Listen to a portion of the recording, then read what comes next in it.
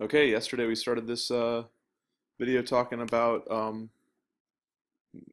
math anxiety and then saying, well, maybe a better term for it is math trauma. So what is traumatic about learning math? Well, let's find out. Let's hear a little more from this professor whose name I forget, but she was from University in Portland, Lewis and Clark University. Here we go. Measure kids' understanding and success by speed and accuracy. We mandate it for a decade or more, beginning at a very early age. Because math is cumulative and 1 year builds on another, kids don't feel like they really get a fresh start. And while we've moved away from, I always often tell the story of my son's second grade class where they had these ice cream cones in the corner and every kid had a scoop for the numbered math facts that they had mastered. We've moved away, I think, from a lot of that kind of public display of achievement that kids know. They label each other, especially once they get to the middle school. They know who the quick thinkers are, who's done well in the past and who's maybe struggled. And even as teachers, in our culture, we refer to kids as being advanced, remedial, we talk about, those are my slow kids, those are my fast kids, those are my speedsters, my high flyers.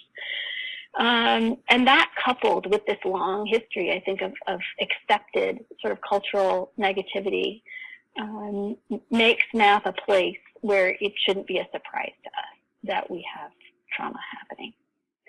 So at this point, I want to open up. She's going to open up for questions. This was originally a web seminar, and people online asked some questions.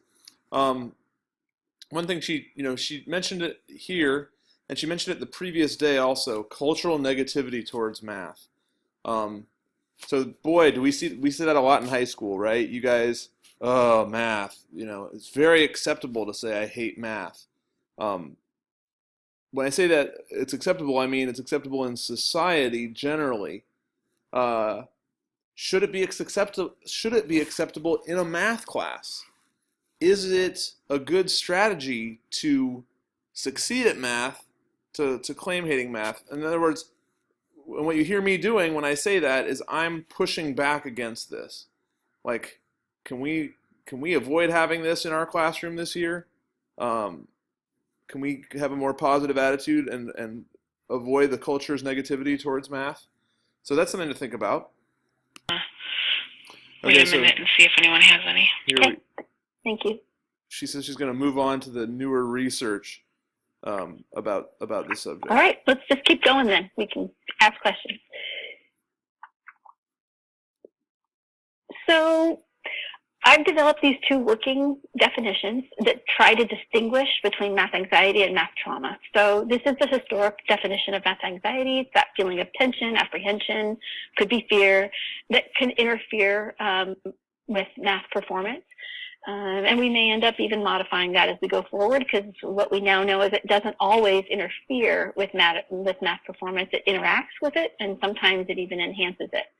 Math trauma, on the other hand, stems from an event or a series of events or a set of circumstances that leave someone with a lasting feeling that they are not well in the presence of math. And while there is some overlap, and we can talk about that more later in the evening if people want, there's a really critical distinction here, and that is where we locate the problem. So all of the math anxiety literature and research locates the problem in the sufferer. They are suffering from math anxiety and they need to be fixed. Math trauma locates the problem outside the sufferer. It says this person had a traumatizing experience, and as a result, they're struggling with math or having this adverse reaction, negative reaction. And what I've found in my work with elementary teachers, middle school students, and high school students is simply that distinction, putting the problem outside of the person, having them hear that they are not math broken. They've just been traumatized. allows them to move forward in a very different way. So in the last 5 years, I've been collecting math trauma stories. As I do this work, people share with me their stories, and some themes and commonalities are bubbling to the surface very quickly. That is that in these stories, people are citing specific events. They can name the person, the place, even the math topic, which is fairly shocking when you think of all the things our kids forget. A lot of the stories involve some sort of self-blame. So they've inherited this math anxiety culture, and they often blame their families. Not unlike the story that I was telling you about the parents that, we're just not a math family. They detail these horrible experiences in some cases and their impact. They often mention being labeled by someone in authority. So, one story was about a young woman who was told by a teacher, "Hey, listen, don't worry about it. Math is really hard, and honestly, not everybody's good at it. And you are such an amazing artist. Just, let's just get through this, and you can pursue your art. That's really where your talent lies." Probably the worst story that I've heard about this kind of labeling happened a couple of years ago with a colleague with whom I work very closely in a school district here. She'll actually be co-presenting with me in San Francisco at NCPM. And last year, she had a struggling student who was on an IEP. They had a parent conference. And the mom put her arm around the daughter and looked out to the table and said, "So, we all need to just face the fact that she's just math-tarded." And I couldn't believe that somebody would say that about their child. But these are the kinds of stories that I'm hearing and collecting and being given as I continue to do this work. Don't even think about it, guys. I don't want to hear that term. No way. All right. Most of these stories state little hope for the situation ever being better, for being able to somehow reclaim their relationship with math. They also point to very particular trauma points in our curriculum.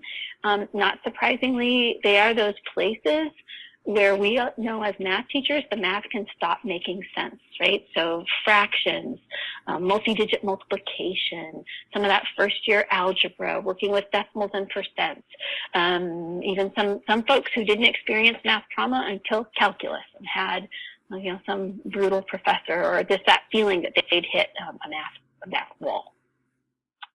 So let's talk about that in class tomorrow. Math trauma points, where the points where the math stops making sense, or it seems to at first. Trauma points. In a recent study of first and second graders, nearly 50% of the students reported being moderately nervous. The majority of high school students in the United States report having at least one negative experience with math. The University of Chicago researchers have used brain scans to document how the same parts of the brain that register threat or bodily harm or even physical pain become highly active when adults who identify as math anxious prepare to complete exams. If a student is math anxious, then simply doing more math homework is not likely to provide relief. It may actually impede progress by triggering more negativity. Yeah. Shared positive emotions can reduce anxiety and create feelings of contentment and collaboration, while shared negative emotions trigger some other stuff. Math anxious teachers pass on math negativity to their students. Parents pass on math anxiety to their children. For already math anxious students, a teacher who attributes poor performance to lack of talent is likely to create super anxiety. Research in highly math anxious adults, the mere anticipation of doing math is enough to activate brain regions associated with threat detection and pain. Hey guys, I'm going to do something there. Look, we can pause our videos. You can pause this video and read something if you want to see it. If you didn't get a chance to see it while it was up on screen, you can pause the video. You have a pause button. All right, continuing on. Okay, so I'm going to share with you these sort of 5 research-based conclusions that are definitely driving my work now. Some of these were some of these were very much connected to the research facts you just read. Some of them are related to some other facts that I would have included if we were in a live group. So I think the big takeaway, and probably the most important thing for all of us to remember as math teachers, because of the way math sits in our culture, is that negativity, emotional negativity, is the enemy of learning. And because there's so much negativity in mathematics, this is really a problem for us. Emotional negativity blocks access to working memory. It triggers this kind of fight or flight mechanism, and it actually makes it impossible for kids to learn. So if we want kids to problem solve, they have to feel safe. They have to be neutral or better. Otherwise, their access to cognition is going to be limited.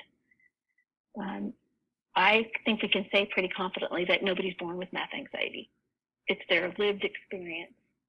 And oftentimes either their experience in their family, their interactions with another adult, or their experience of school math, all of the above, that begins to produce this sort of triggered anxiety response. Math anxiety is incredibly widespread in our culture. I think we're going to, as we begin to use new vocabulary, we're going to find out that math trauma is widespread in our culture, and that the experience of school often exacerbates it.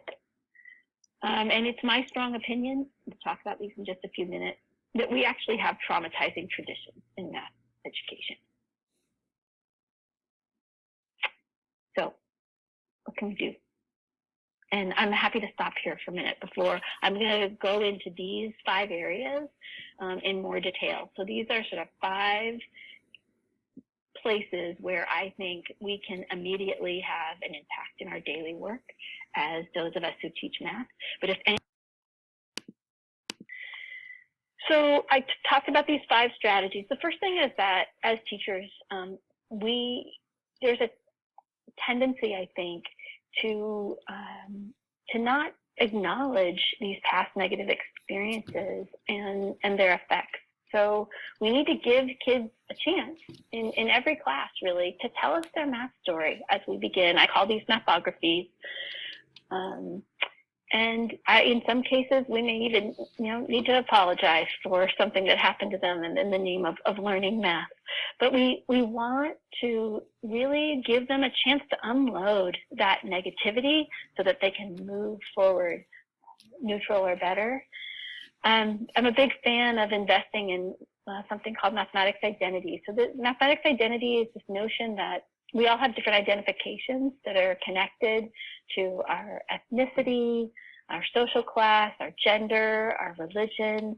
We also have a mathematics identity, and many American children and adults have very negative mathematics identities, or mathematics self-perceptions, if you will. My colleague Kimball Schnell and I put this little photo here because if you read the middle school mathematics journal, the March issue, this was our article, Developing Math Identity, on the cover there, and we look at a lot of those strategies. I think that the more that we can let kids see the evolution of their mathematics identity as kind of a lifetime process, the more we give them a chance to let go of that negativity. And Jessica gave me some really wise advice to cover the chat, and my paper just fell off, and I saw a comment. So I saw something about how do we let them let go of the negativity without criticizing colleagues. And I think one of the most important things to do, that's a great question, Julie, and one of the things when we're having them tell these stories, especially if it's in a building, you can have them give you the facts without naming names. So they can talk about an experience that they had and how it made them feel. They can, if necessary, they can give a teacher a pseudonym, but I really try to encourage people to tell stories. When I was a high school teacher myself, to talk about what was the experience and how it made them feel. So I hope that's helpful. And that's our time. We'll do it again tomorrow.